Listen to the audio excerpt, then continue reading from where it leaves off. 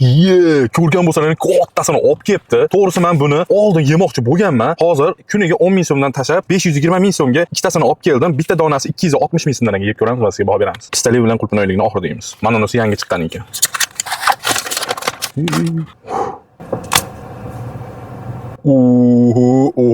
Qani bismillah.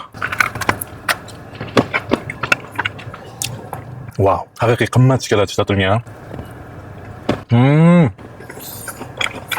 İçinde bana ko'rayotgan oq narsasi marshmallow ekan. Bu Mars shokoladga o'xshab ketar ekan. Endi men o'zim ham rosa yegim kelgan. Pistaligini yeb ko'ramiz. Oho.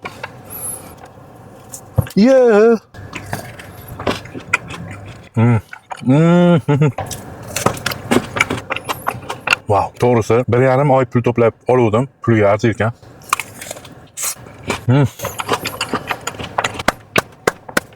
Do'stlar, bu videoga like bosishni unutmanglar. Original faqat menda bo'ladi.